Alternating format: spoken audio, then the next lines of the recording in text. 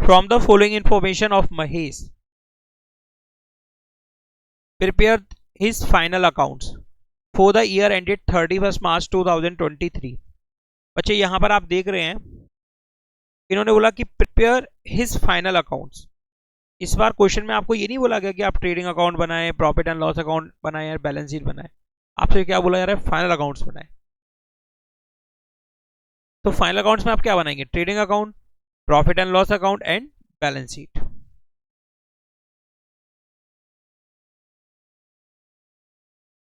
Purchases जिसको आप trading account में ट्रांसफर करेंगे क्योंकि ये नॉमिनल अकाउंट है और आप इसको ट्रांसफर और क्लोज करते हैं, तो आप इसको ट्रांसफर करेंगे ट्रेडिंग अकाउंट। इसके बाद है रिटर्न इन बार्ड। रिटर्न इन बार्ड मींस होता है सेल्स रिटर्न, इसको भी आप ट्रेडिंग अकाउंट में ट्रांसफर करेंगे। नेक्स्ट है कैरेज। प्लान दिया हुआ है आपको कैरेज, ये बच्चे डायरेक्ट एक्सपेंसेस है जिसको आप ट्रेडिंग अकाउंट में ट्रांसफर करेंगे। पेजेस ये भी ट्रेडिंग अकाउंट में ट्रांसफर होगा, डायरेक्ट एक्सपेंसेस है। Miscellaneous expenses profit and loss account में क्या होता है? ये मिसलेनियस मीन्स होता है बच्चे सन्ड्रीज एक्सपेंसेस। जो बिजनेस में सन्ड्रीज एक्सपेंसेस होते हैं उनको अपन इस हेड में रख देते हैं। मीन्स ऐसे खर्चे जिनके नाम से अपन अलग अलग अकाउंट ओपन नहीं कर रहे हैं उनको एक साथ अपन ने इसी अकाउंट में रिकॉर्ड कर लिया है। Insurance profit and loss account में इंश्योरेंस प्रीमियम दिया हो या इंश्योरेंस दिया हो सबका मतलब एक ही होता है। इंश्योरेंस अपन खरीदते हैं ना, इंश्योरेंस कंपनी से पॉलिसी लेते हैं तो अपन को एवरी ईयर प्रीमियम पेड करना होता है। जब आप प्रीमियम पेड करेंगे तभी आपको आगे सर्विस मिलेगी, नहीं तो आपका इंश्योरेंस खत्म हो जाता है। Repair profit and loss account में। डेटर्स बैलेंस शीट में, पर्सनल अकाउंट होता है ना debtor. Printing and stationery profit and loss account में। एडवर्टाइजिंग एडवर्टाइजमेंट भी प्रॉफिट एंड लॉस अकाउंट में। ओपनिंग स्टॉक ट्रेडिंग अकाउंट में। आपको पता है ना जब आप एक साथ बनाते हैं तो ट्रेडिंग अकाउंट की शुरुआत उन आइटम के साथ करते हैं जो हमेशा कंपलसरी आइटम होते हैं जिनको आपको सबसे पहले शो करना होता है स्टार्टिंग पॉइंट पर। जैसे कि डेबिट साइड में आप लिखेंगे ओपनिंग स्टॉक, यस, फिर आप लिखेंगे परचेजेस, परचेजेस के बाद लिखेंगे लेस परचेज रिटर्न। उसके बाद क्रेडिट साइड में आप लिखेंगे sales by sales minus sales return. Cash in hand balance sheet में। Interest on bank loan profit and loss account में। मशीनरी बैलेंस शीट में। फर्नीचर भी बैलेंस शीट, ड्राइंग्स भी बैलेंस शीट। ड्राइंग से capital decrease होती है, drawings account को आप कैपिटल अकाउंट में ट्रांसफर कर देते हैं अकाउंटिंग के एंड में। इनकम टैक्स पेड बच्चे ये पर्सनल एक्सपेंसेस,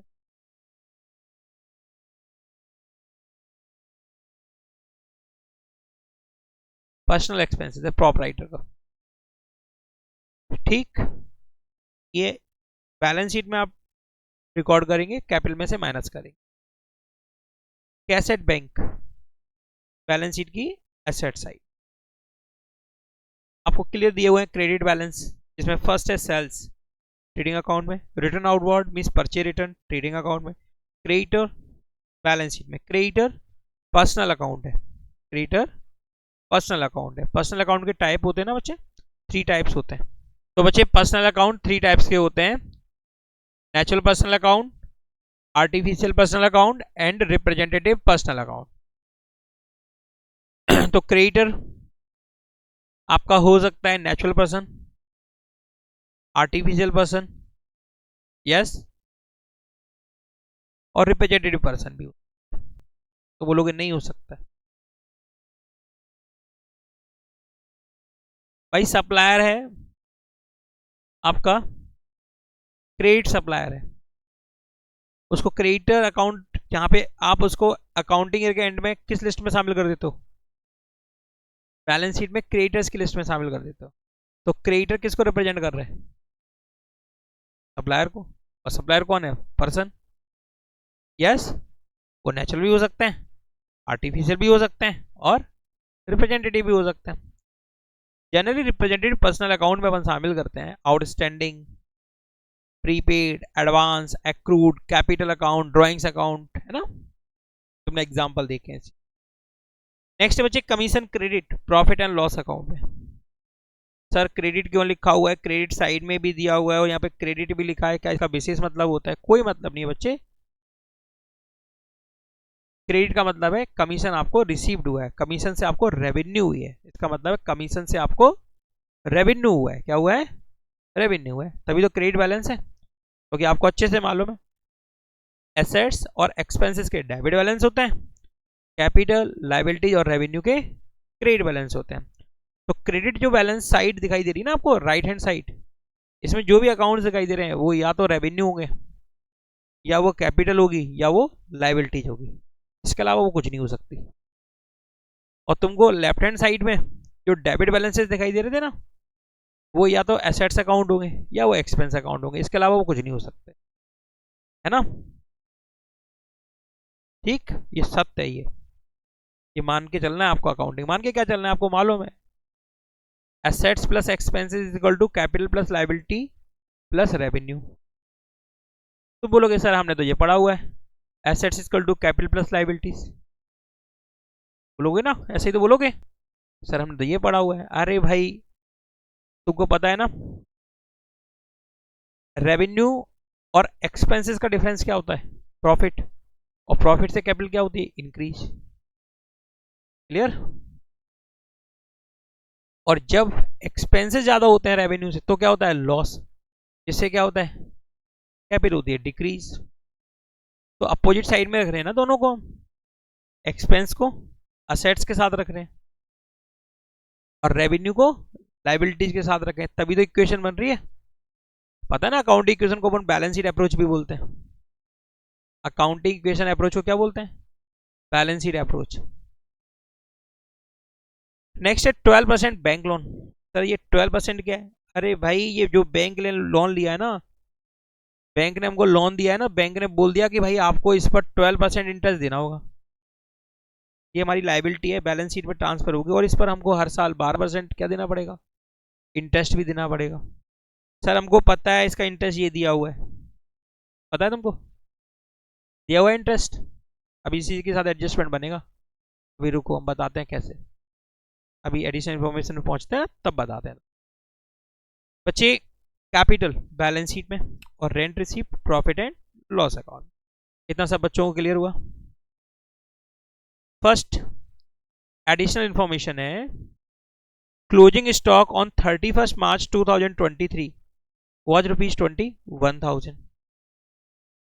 ट्रेडिंग अकाउंट में क्रेडिट साइड में और बैलेंस शीट की सेट साइड में आपको लिख देना है closing stock. Okay, closing stock 21,000। Sir हमने पढ़ा कि क्लोजिंग स्टॉक का जो वैल्यूएशन होता है वो मार्केट प्राइस और कॉस्ट प्राइस दोनों में कम होती है उस पर करते हैं।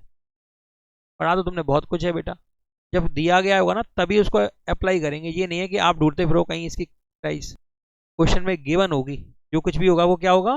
गिवन होगा। नहीं गिवन है तो भाई यहाँ पे हम 21,000 पर ही क्लोजिंग स्टॉक को रिकॉर्ड करेंगे, कहां पर? अपने फाइनल अकाउंट्स यानी फाइनेंशियल स्टेटमेंट्स में। रेंट के साथ एडजस्टमेंट है बच्चे, rent 1200 has been received in advance. तुम तो मजे कर रहे हो कि भाई सर हमको 5,000 रुपये रेंट मिला, बड़ी खुशी की बात है, तुमको 5,000 रुपये रेंट मिला।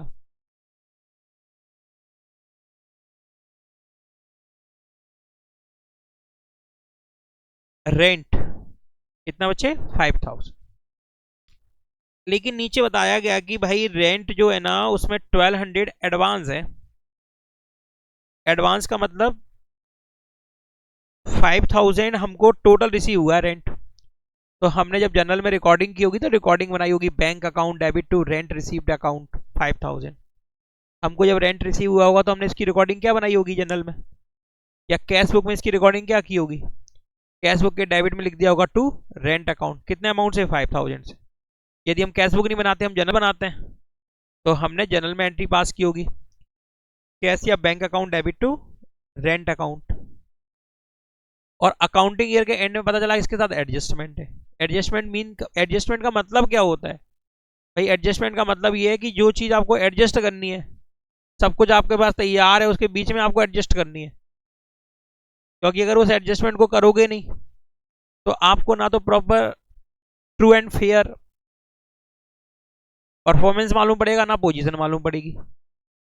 ना तो प्रॉफिटेबिलिटी मालूम पड़ेगी और ना ही पोजीशन मालूम पड़ेगी। सही, इसीलिए तो अपन एडजस्टमेंट करते हैं। अगर तुमने 5000 को पूरा इनकम मान लिया तो तुम्हारा प्रॉफिट इंक्रीज हो जाएगा ना, कितने से 5000, जबकि पता चला कि भाई 2000 तो एडवांस है।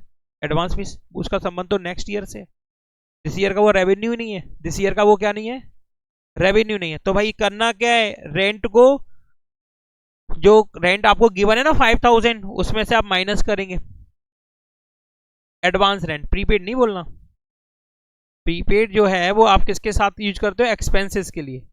ये इनकम है, इनकम के साथ एडवांस, एक्रूड, अर्नड और अनअर्नड, अनअर्नड, ठीक है ना, इनको यूज करते हैं इन शब्दों को। तो एडवांस है, तो एडवांस को क्या करना है आपको, माइनस करना है, माइनस करेंगे आप। और बच्चे ये कैपिटल रिसिप्ट है, ये क्या चीज होती है, मैंने आपको पढ़ाई ना, रिसिप्ट 2 टाइप की होती है, कैपिटल रिसिप्ट और रेवेन्यू रिसिप्ट। आपको रेंट रिसीव हुआ 5000, आपने तो रिकॉर्डिंग कर ली, cash account debit to rent account, आपने उसको क्या मान लिया, पूरा रेंट को क्या मान लिया, आपने रेवेन्यू रिसिप्ट मान लिया। अकाउंटिंग के एंड में मालूम पड़ा कि भाई एडजस्टमेंट है, 2000 तो नेक्स्ट ईयर से रिलेटेड है, और 2000 क्या हो गया, कैपिटल रिसिप्ट, जिसको अपन बैलेंस शीट में शो करेंगे, जिसका बेनिफिट अपन को नेक्स्ट अकाउंटिंग ईयर में मिलेगा, वो क्या है, कैपिटल रिसिप्ट।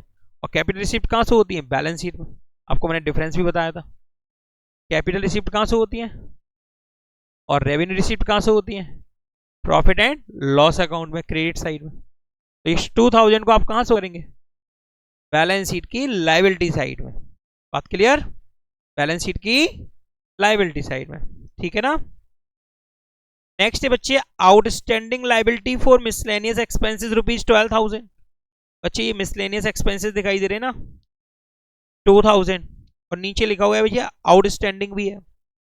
आउटस्टैंडिंग का मतलब है कि अनपेड भी है भैया, कितना 12,000, यानी आपने पेड किया है 2000 और 12,000 है आउटस्टैंडिंग, यानी कि अनपेड। बच्चे अपन जो फाइनेंशियल स्टेटमेंट बनाते हैं ना, फाइनल अकाउंट बनाते हैं, उसमें एक्रूअल बेसिस से बनाते हैं, वो एक्रूअल प्रिंसिपल को फॉलो करते हैं। और वो प्रिंसिपल बताता है कि अकाउंटिंग पीरियड से रिलेटेड जो भी एक्सपेंस इनकर्ड हुए हैं उनको आपको एक्सपेंस मानना है। क्या मानना है, भले ही आपने पेड किए हो या ना किए हो। जो पेड किए हैं वो तो रिकॉर्ड है ट्रायल बैलेंस में 2000, जो पेड नहीं हुए हैं वो रिकॉर्ड दिख रहे हैं आपको एडजस्टमेंट में दिखाई दे रहा है। तो भाई क्या करेंगे, इसको आप प्लस करेंगे। अब आप टोटल एक्सपेंस कितना बनाएंगे 14,000, इस पर मिसलेनियस एक्सपेंसेस प्लस कर देंगे, किसको, आउटस्टैंडिंग मिसलेनियस एक्सपेंसेस को। Total profit and loss account में कितना डेबिट करेंगे 14,000, वेरी गुड। और बच्चे ये वो एक्सपेंसेस है जो आपने पेड नहीं किया है, तो फ्यूचर में पेड करना पड़ेगा ना, तो ये आपकी लायबिलिटी बनेगा, क्या बनेगा, तो इसे बैलेंस शीट में शो करेंगे लायबिलिटी साइड में, आउटस्टैंडिंग मिसलेनियस एक्सपेंसेस। इसके बाद नेक्स्ट है बच्चे, commission earn during the year what not received was 2100। बच्चे दिस ईयर हमने कमीशन कमाया 2100, लेकिन हमको रिसीव नहीं हुआ, क्या नहीं हुआ, तो इस तरह की इनकम को एक्रूड इनकम बोलते हैं। Income earn but not receive as per accrual principle, income हमने अर्न की है अकाउंटिंग पीरियड में, चाहे वो हमें रिसीव हुई हो या ना हुई हो, हमें उसे इनकम की तरह ट्रीट करना होता है। तो भैया हम इसको इनकम बनाएंगे। तो अभी हमें कमीशन से इनकम कितनी दिखाई दे रही है 1000, इसमें हम प्लस कर देंगे एक्रूड कमीशन को 2100। अब कितनी हो जाएगी कमीशन से इनकम 3100, लेकिन 2100 रुपये हमें रिसीव नहीं हुआ ना, रिसीव होगा कब, आगे फ्यूचर में हमारे ये रिसीवेबल बन गए, यानी कि ये हमारी एसेट्स बन गए, जिसका नाम होगा एक्रूड कमीशन, जिसको हम बैलेंस शीट की एसेट साइड में शो करेंगे। बैलेंस शीट की एसेट साइड में आप लिखेंगे एक्रूड कमीशन, और प्रॉफिट एंड लॉस अकाउंट के क्रेडिट साइड में कमीशन में 2100 को प्लस कर दोगे। Goods costing ₹2000 but taken by proprietor for his personal use but entry was not passed in the books of account।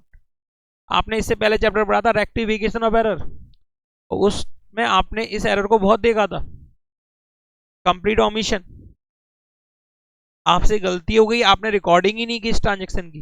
Recording बनती तो क्या बनती, drawings account debit to purchases account. Yes, purchases account क्या होता, credit, और purchase credit होने का मतलब डिक्रीज इन एक्सपेंस। तो भाई इसको हम परचेज में से माइनस करेंगे, किस में से, परचेजेज में से। परचेजेज में से क्या करेंगे, इसको माइनस, 2,50,000 में से माइनस करेंगे 2,000 रुपीज को। तो सर फिर परचेज रिटर्न को माइनस नहीं करेंगे? अरे भाई परचेज रिटर्न अलग चीज है, उसको तो माइनस करोगे ही, लेकिन सबसे पहले परचेज में से क्या माइनस करोगे, ड्रॉइंग्स। और ये ड्रॉइंग्स जो है ना 2,000 रुपीज, ये रिकॉर्ड नहीं, तो ड्रॉइंग्स अकाउंट भी तो डेबिट हो रहा है, तो ड्रॉइंग्स में प्लस करोगे। ड्रॉइंग्स में क्या कर दोगे, इसको प्लस कर दोगे, क्या कर दोगे, प्लस। और ड्राइंग में प्लस करके माइनस कर दोगे, किस में से, कैपिटल में।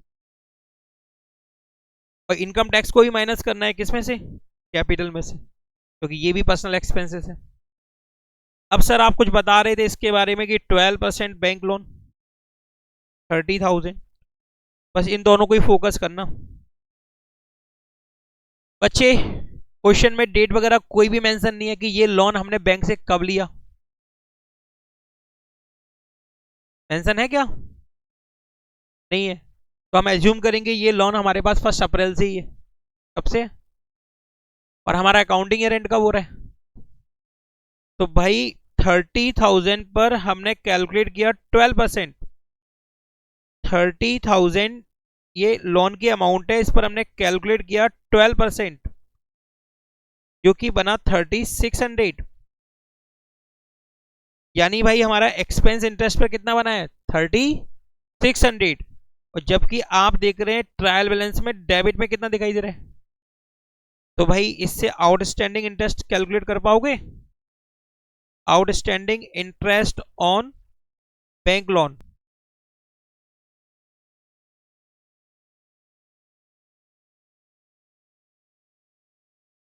भाई 3,600 ड्यू हुआ, जिसमें से पेड रिकॉर्ड कितना हुआ है, 2,800। यानी बच्चे आउटस्टैंडिंग है कितना, 800। इस 800 को प्रॉफिट एंड लॉस अकाउंट के डेबिट साइड में इंटरेस्ट ऑन बैंक लोन में प्लस करना, और बैलेंस शीट की लायबिलिटी साइड में इस 800 को बैंक लोन में प्लस कर देना। From the following trial balance and other information, prepare trading and profit and loss account for the year ended 31st March 2023 and balance sheet as at that date। सबसे पहले आपको वही काम करना है कि किस अकाउंट को कहां पे आपको ट्रांसफर करना है, कहां पर आपको फाइनल अकाउंट में रिकॉर्ड करना है, कहां पर शो करना है।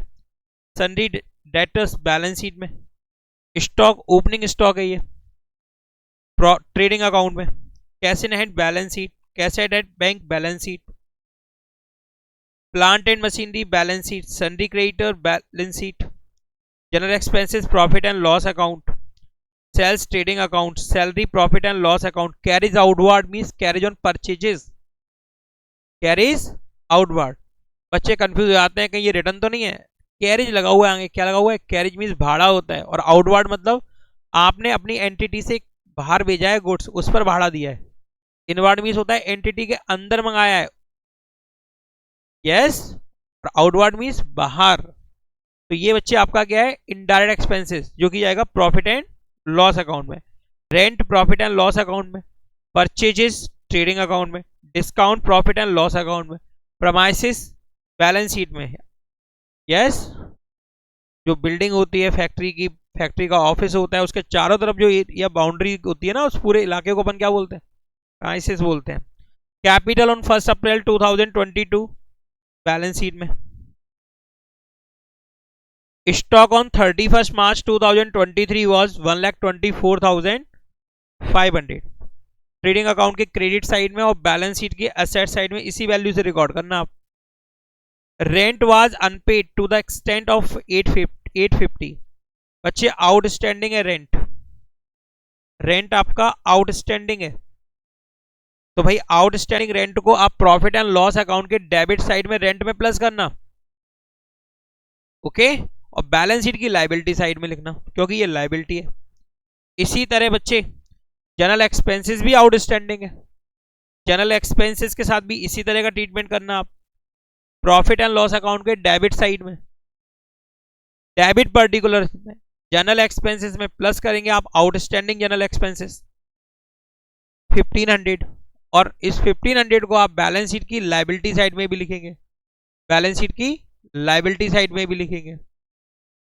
इसके बाद आपको गिवन है rent was unpaid, rent was unpaid to the x, ये तो हो गया। 4000 are to be written off as bad डेप्ट out of the above debtors. तो बच्चे इसको बोलते हैं फर्दर बैड डेप्ट।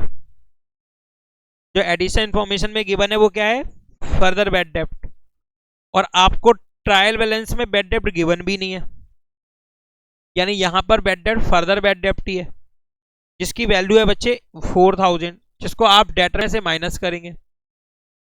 आगे बताया गया है कि आपको 5% प्रोवाइड करना है डाउटफुल डेप्ट के लिए, यानी प्रोविजन बनाना है। तो बच्चे 4000 माइनस करेंगे डेटर्स में से, तो 3,16,000 के होंगे रिमेनिंग डेटर्स, जिस पर आप 5% क्रिएट करेंगे प्रोविजन 15,800, जिसको आप माइनस करेंगे डेटर्स में से। नेट डेटर्स शो करेंगे 3,02,000, और इन दोनों वैल्यूज को आप शो करेंगे प्रॉफिट एंड लॉस अकाउंट के डेबिट साइड में। नेक्स्ट है डेप्रिसिएशन चार्ज करना है प्लांट एंड मशीनरी पर 10% और प्रोमाइसिस पर 2%। दोनों पर जो रेट है उसी रेट से आप कैलकुलेट करेंगे डेप्रिसिएशन, और उसको रिकॉर्ड करेंगे प्रॉफिट एंड लॉस अकाउंट के डेबिट साइड में, और बैलेंस शीट के असेट साइड में प्लांट एंड मशीनरी से भी माइनस करेंगे और प्रोमाइसिस में से भी माइनस करेंगे। नेक्स्ट है बच्चे manager is entitled to a commission 5% on profit after charging is commission. बच्चे मैनेजर को कमीशन अलाउड करना है, वो भी प्रॉफिट पर अलाउड करना है। अब ये क्वेश्चन कुछ खास क्वेश्चन है, इस क्वेश्चन में क्या है, प्रॉफिट ही नहीं होगा, नेट लॉस आएगा। क्या आएगा, तो भैया मैनेजर को प्रॉमिस किया गया जब प्रॉफिट होगा तब तुम्हें कमीशन देंगे, यहाँ पे तो लॉस आ रहा है, क्या रहा है, तो यहाँ पे उसका कमीशन बनना नहीं है। तो ये एडजस्टमेंट आपको करना नहीं है। क्यों नहीं करना है, क्योंकि यहाँ पे जब कर लेंगे ना कंप्लीट तो लॉस आएगा, और लॉस आएगा तो उसको कमीशन मिलना नहीं है। किसको, मैनेजर को, क्योंकि मैनेजर के साथ शर्त है कि भाई तुझे मिलेगा तो 5% प्रॉफिट पर मिलेगा। किस पे मिलेगा, प्रॉफिट पर। इसके बाद है a fire broke out on 1 April 2023 destroyed goods costing ₹20,000। बच्चे 1 अप्रैल 2023 की बात हो रही है, हम है 31 मार्च 2023 को। तो भैया हम इसको कैसे रिकॉर्ड कर लें अपने इस फाइनेंशियल स्टेटमेंट में, क्योंकि ये लॉस कब हो रहा है, नेक्स्ट अकाउंटिंग ईयर में। कब हो रहा है, और हम फाइनल अकाउंट बना रहे हैं 31 मार्च को। क्लियर, तो इसको हम रिकॉर्ड ही नहीं करेंगे क्योंकि ये नेक्स्ट अकाउंटिंग पीरियड से रिलेटेड है।